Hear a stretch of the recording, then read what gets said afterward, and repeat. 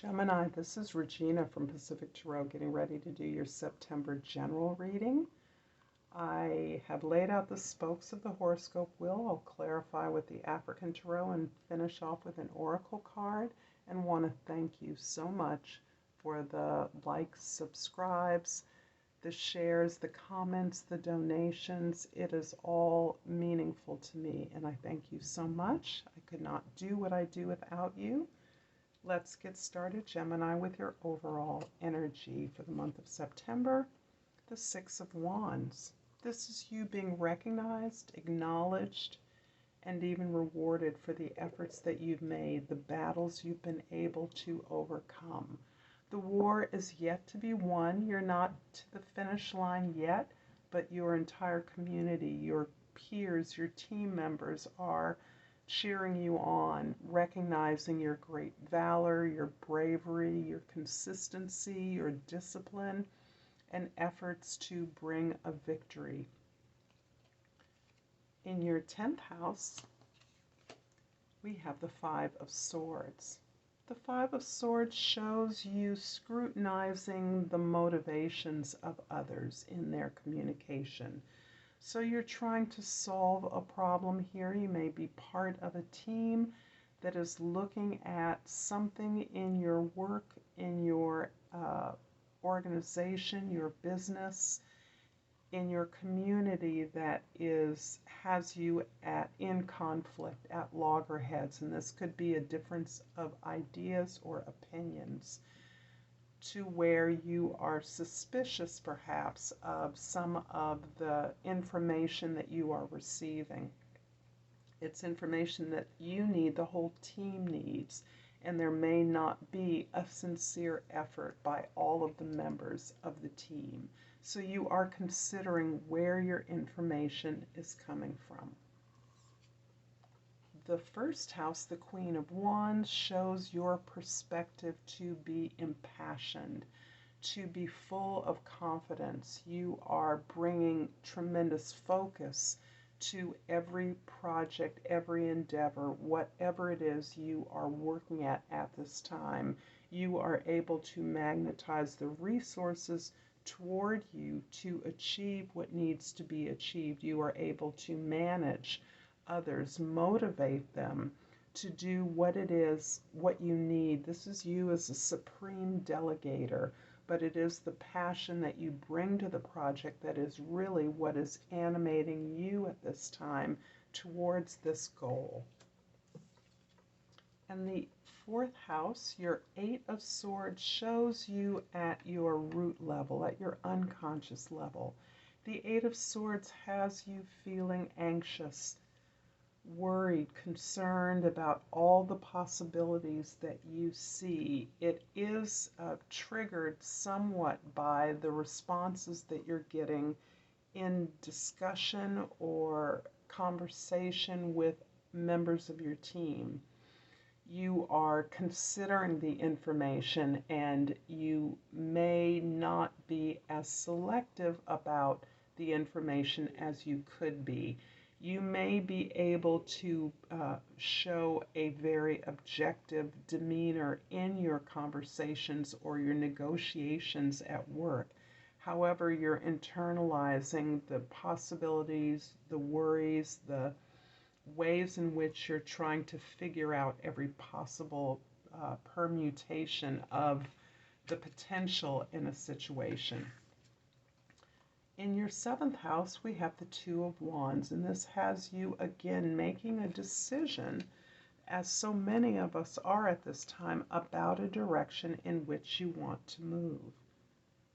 So you are considering a lot of ideas, a lot of information at this time, and you are trying to make a decision that will move you away from what is familiar, but what is absolutely in alignment with your heart's desire.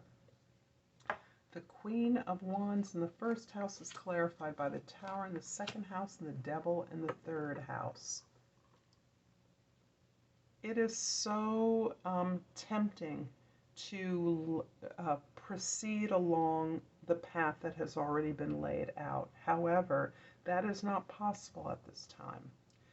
events have occurred that have shaken up what you felt was a given in your environment, what you felt was the way that you've always valued, the resources you've always valued, and the way in which you communicate your ideas to others. You are able, fortunately, to understand the information that is relevant and useful to you at this time, as long as you continue to objectify the information that you are receiving, to not internalize that information, to not stay awake at night worrying, concerned, anxious about the possibilities, but instead turning that over to the team for you all to evaluate and extract from the unexpected event, the unpredictable turn of things, so that you are allowing the team to assume the responsibility for the changes that are being made. For the inevitable changes, ones you have no control over, where you thought you were in control, the universe is letting you know that you are not. And instead, you can respond responsibly. You can respond in a way that will get you what you want, that will get you closer to a new destination, a better way of doing something. The Eight of Swords in the fourth house is clarified by the Moon in the fifth house and the Page of Pentacles in the sixth house. There are a lot of secrets. There is a lot that you don't know about what is occurring right now. These appear to be very unexpected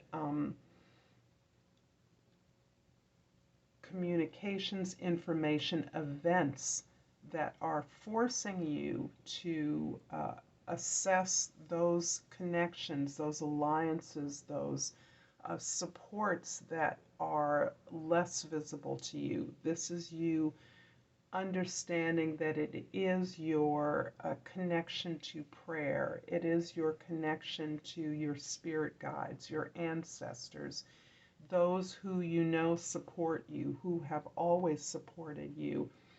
They are yielding support and information that is helping you to recognize that you need not take full responsibility for these changes, but instead you are allowed to participate in the process of building a better way forward. This is allowing you to step back and to employ your ability, your great passion and motivation, your ability to delegate, so that you are together building a plan with your co-workers. You are strategizing the move forward. The Two of Wands in the seventh house is clarified by the Two of Wands, a repeat in your eighth house, and the Eight of Pentacles in the ninth house. You are working very hard on yourself primarily. You are understanding that it is your confidence, your competency, and your devotion to hard work that are altering this situation and your experience of it. You are mastering your expertise in such a way that you are able to encourage and motivate others to take the paths less chosen.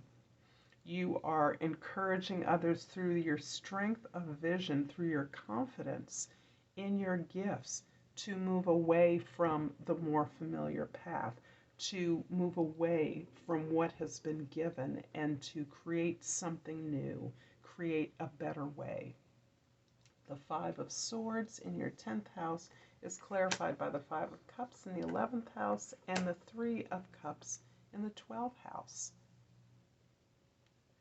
You have really allowed yourself to be in your feelings about unhappy experiences of your past. You've really allowed yourself to experience the remorse, and the regret, to really allow the loss, to mourn the loss that you've experienced. And this is actually released and is helping to cleanse you so that you are left with this ability to more deeply connect with who you are as you continue to mine new sources of information within your subconscious energy. But you're also seeing the value of the community of support you have around you. You're able to celebrate that at this time, and that is part of the victory you're being recognized and rewarded for.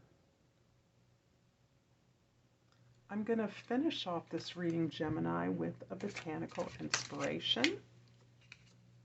I'm going to take the top one. We have the morning glory. And the key words are affection and determination. Alan Watts says, "The morning glory, which blooms for a day, differs not at heart from the giant pine that lives for 1,000 years." I'm going to leave it here, Gemini. I hope you have enjoyed this. I hope this is useful. I thank you so much for your time, and until next time, namaste.